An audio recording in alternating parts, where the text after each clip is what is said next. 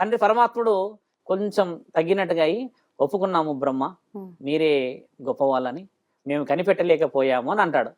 అలా అన్నప్పుడు నేనే గొప్ప అని బ్రహ్మ అనుకుంటున్న తరుణంలో మహాశివుడి యొక్క ఆ అస్త్రం వచ్చేసి బ్రహ్మ ఈ 5వ తల లేపేస్తుంది పైకి. తండ్రికి 4 తలలు ఉంటాయి, ఎప్పటివరకు 5 ఉంటాయి. ఈ పైన తలను లేపేస్తాడు తండ్రి, ఆ ఆయుధంతో తీసేస్తాడు. బ్రహ్మ అని గట్టిగా అరిస్తే ఒక్కసారిగా ఇద్దరు వెనక్కి జరిగిపోయినాడు.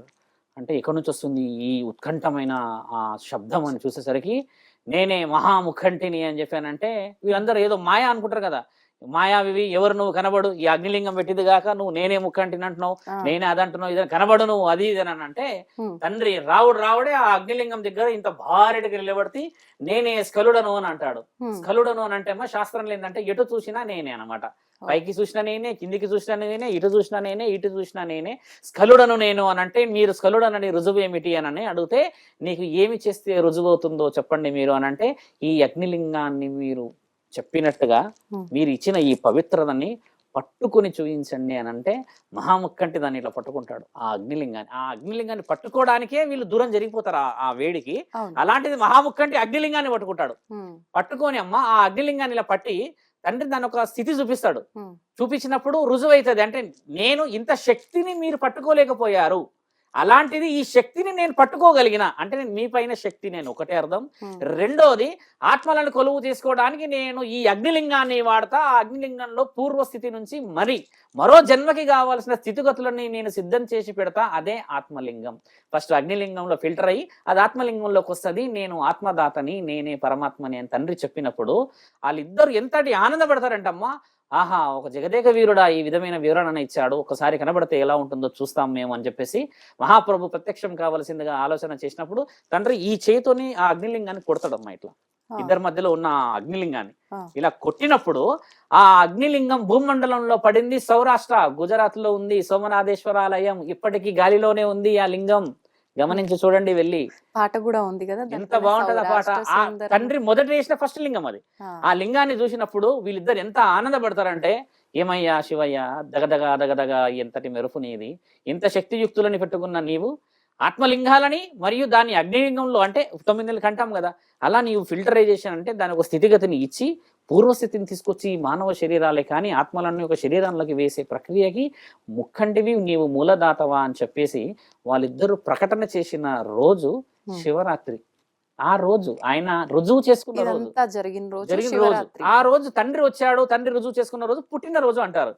ఈ పుట్టినరోజు ఎలా వచ్చిందంటే, మరి ఆ దేవాది దేవతలు పండగ చేసుకోవాలి కదా, ఇంతమంత శక్తి, మనకంటూ ఒక ఆలోచన, మనకంటూ జ్ఞానోదయం చేసిండు ఇద్దరికి. బ్రహ్మ అబద్ధం ఆడినందుకు తల లేపేసేసిండు.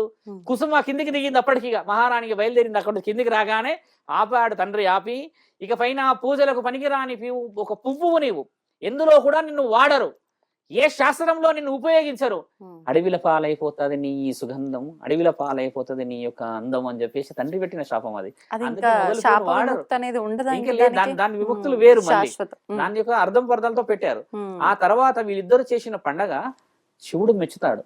బ్రహ్మ విష్ణువులు చేసిన పండగ మెచ్చి ఆ తండ్రి ఏం చేస్తాడంటమ్మా, ఈ రోజు ఇక పైన చరిత్రలో చిరస్మరణీయంగా ఉంటుంది, అదే అరుణాచలేశ్వరాలయం అంటాడు. ఇది జరిగిందంతా అరుణాచలేశ్వరాలయంలో. ఆ తండ్రి ముగ్గురి గొడవలు, ఈ విషయ వివరణ అంతా జరిగిన ప్రాంతం భూమండలానికి వస్తే అరుణాచలేశ్వరంలో జరిగింది. ఇంత వివరణ ఉన్న చరిత్ర అరుణాచలేశ్వరం అంటే, దాని ప్రత్యేకత వేరు. మళ్ళీ అలా ఉన్న ఆ తరుణంలో శివుడు రుజువు ఒకటి చేశాడు. నేను మొదట బ్రహ్మచారి అని ఓడి వదిలేశాను. అప్పటికి బ్రహ్మచారి తండ్రి. తండ్రి ఏం చేస్తాడంటే అమ్మా, వరాలు ఇస్తాడు కొందరు రాక్షసులకి. ఆ రాక్షసులకి ఏముంటదంటమ్మా, ఒక నక్షత్రం ఏదైతే, ఇప్పుడు ఉదాహరణకి ఒక కారణ జన్ముడు, లోకాన్ని ఏలేవాడు, స్వార్థం లేనివాడు. స్వార్థం అనేది ఎవ్వరికి ఈ రోజుల్లో లేకుండా ఉండరు, ఖచ్చితంగా స్వార్థం ఉంటది. ఆశ మరియు ఎలాంటి జీవితం మీద కూడా ఎవరు ఏది చేసినా స్వీకరించే మనసత్వం, కళ్ళు కూడా ఎప్పటికీ తెరవడు, అలా అని కూర్చుంటాడు కదా. అలా ఉన్న ఒక శరీరం ద్వారా మాకు చావు కావాలని కోరుకుంటారు. అయితే ముడి 7 ఉంటదంటమ్మా ఆ చావుల. అలాంటి వాడు పెళ్ళైన తర్వాతే మమ్మల్ని చంపాలని కోరుకుంటారు. అంటే అన్ని గుణగణాలు ఉన్నవాడు మరి పెళ్ళి అయితే చంపాలి అని అంటే, ఈయన బ్రహ్మచారికి మరి పెళ్లి ఎలా కావాలి? పెళ్లి చేసుకుంటేనేమో అపవిత్రం అవుతాడు. కానీ వాళ్ళు ఏం చేశారంటమ్మా, లోకం మీద ఎగబడి వాళ్ళని వీళ్ళని ఇంత ఇబ్బందులు పెడుతున్న తరుణం అంతా చూసి మహానీయుడు ఏం చేస్తాడంటమ్మా, ఒక రోజు నిర్ణయం తీసుకొని తల్లి పార్వతీమాతని ఆయన గారు పెళ్లి చేసుకున్న తరుణం, ఆ తరుణం చేసుకున్న రోజు రాత్రి వీళ్ళిద్దరిని చంపుతాడు ఆ రాక్షసుల్ని. ఆ రాక్షసుల్ని చంపినప్పుడమ్మా దేవాది దేవతలు ప్రకటిస్తారు, రాక్షస సంహరణ జరిగిన ఈ రోజు, రాక్షసుల నుంచి విముక్తి వచ్చిన ఈ రోజు ఖచ్చితంగా మా అందరికీ మహాశివుడు ఇచ్చిన రాత్రే, అదే శివరాత్రే. ఈ రోజు మేము చాలా చాలా చాలా చాలా అద్భుతంగా జీవితాన్ని చూడగలుగుతామని చెప్పిన రోజు కూడా శివరాత్రి. ఇది దేవతల సనం, ఇది దేవాది దేవతల మహావిష్ణువులు కదా. మానవ శరీరానికి వస్తాం. మానవ శరీరంలో ఏం జరిగింది అసలు, మనకి ఎందుకు ఒక పొద్దులు, మనం ఎందుకు ఈ తీవ్రంగా పండ్లే తినాలి ఆ రోజు అంతా, ఈ వివరణ ఎలా వచ్చింది? కట్టిక ఉపవాసం దేనికనంటే తండ్రి ఏం చేశాడంటే ఈ ఘనమైన పండుగలు ఘనమైన పూజలు చేసుకోవాలని దేవాది దేవతల ద్వారా తెలుస్తుంది, అందరం పాటిస్తాం మనం కదా. పాటిస్తున్న దాంట్లో మా తండ్రి భక్తిని చూడలేకపోయాడు, హర్బాటాన్ని చూశాడు అంతే. ఈ వాయించుడు ఎగురుడు తినుడు ఇప్పుడు ఎలా ఉంటుందో అలాంటిది పూర్వం కూడా ఎలా ఉందంటమ్మా, హర్బాటం ఎక్కువ చూశాడు. ఓ అరిటాకులు, తర్వాత వంటలు, తర్వాత ఈ మంటలు, ఈ అలంకరణలు, ఈ పువ్వులు భజంత్రిలే తప్పితే నిజమైన భక్తి కనబడకుండా పోయింది.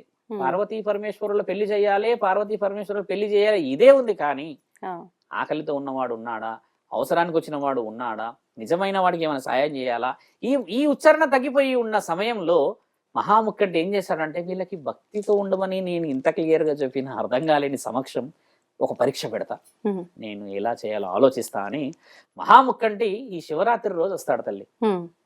ఆ రోజు నైట్ పెళ్లి అవుతుంది, ఎక్కువ శాతం శివరాత్రి రోజు నైట్ తండ్రి పెళ్లి చేస్తాడు. అలంకరణ జరుగుతున్న సమయంలో కరెక్ట్ గా తండ్రి పెళ్లి అవుతున్న సమయంలో భవతి భిక్షాందేహి అని అంటాడు వచ్చి ముసలి రూపంలో. అనగానే అందరూ ఒక్కసారి భయపడతారు, ఈయన గారు వచ్చారు, అరిష్టం, ఇది దరిద్రము, అడుకునేవాడు వచ్చాడు ఈ పెళ్లి సమయంలో, పార్వతీ పరమేశ్వరుల సమయంలో అని చెప్పేసి ఒక 10-20 మంది వచ్చి తండ్రిని కొంచెం మందలిస్తారు. ఏమయ్యా నీకు ఇంత అది లేదా, తండ్రి పెళ్లి అవుతుంటది, ఇక్కడ అది చేస్తున్నాం ఇది చేస్తున్నాం, అక్కడ కొద్దిగా కూర్చో అని కొంచెం ఈ వర్షంలో అవుతుంది. తండ్రి ఏమంటాడు, మళ్ళీ భవతి భిక్షాందేహి అని మళ్ళీ అంటాడు. తండ్రిని కొంచెం అవహేళన చేసేస్తారు. అక్కడ ఉన్న పంచభక్ష పరమాన్నాలు, అక్కడ ఉన్న భక్తి నైవేద్యాలు, ధూప దీప నైవేద్యాలన్నీ పరమాత్ముడియే, నీవు ఒక భిక్షాటకుడివి, వెయిట్ చేస్తే వెయిట్ చేయాలి, అంటే ఆలస్యమైనా నువ్వు ఉండాలి, అప్పుడే పెడతాం మీకు, అంతేకాని నీకు ఎంత ఆకలైనా సరే పెట్టలేము అన్న ఆ మాటని మహాముఖంటికి నచ్చడు. ఆకలితో వచ్చిన నన్ను, ముసలి రూపంలో వచ్చిన నన్ను, నిజమైన ఆకలి నన్ను చూసి పెట్టిన ఆ కళ్యాణం నిజమైన కళ్యాణమే కదా.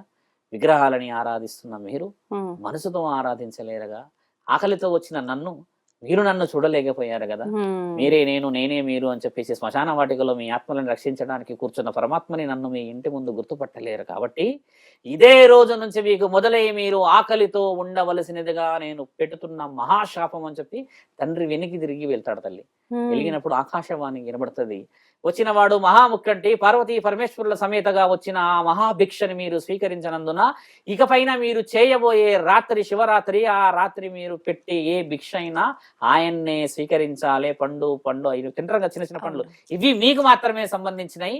ఆకలి మీకు ఎంత అయితే ఆ రోజు ఆనందం అంత అవుతుంది, ఆయనకు నిజమైన భక్తిని చాటండి అని చెప్పి